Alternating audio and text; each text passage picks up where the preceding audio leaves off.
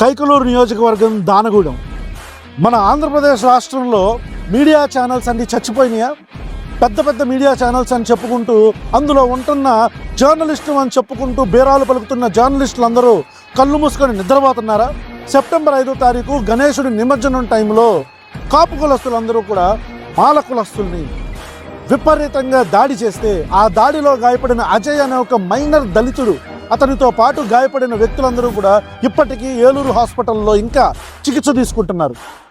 గణపతి నిమజ్జన రోజు జరిగిన దాని గురించి మాట్లాడే నువ్వు, గణపతి పండుగ రోజు మన జగనన్న వైసీపీ మన జగనన్న నాన్ వెజ్ భోజనం పెట్టిండు. మరి దాని గురించి మాట్లాడలేవెందుకు?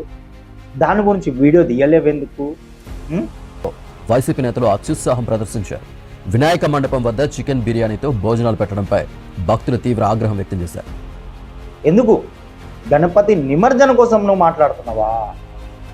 ఆ రోజు ఆడ గణపతి పండుగ రోజు ఆడ నాన్ వెజ్ భోజనం పెడుతుంటే, కూర భోజనం పెడుతుంటే ఆ రోజు నీకు ఏం దొబ్బినాయి? కళ్ళు దొబ్బినాయా? ఆ రోజు మాటలు రాలేవా? మళ్ళీ దళితులు ఏంటిది? మనుషులు. నువ్వే అన్నావుగా, హిందూ బతకూడదా, క్రిస్టియన్ బతకూడదా, ముస్లిం బతకూడదా అంటావేంట్రా బ్రోకర్? సాయి, మనుషులు సాయి, హిందువులు కాదు సాయి అని అన్నావు కదా.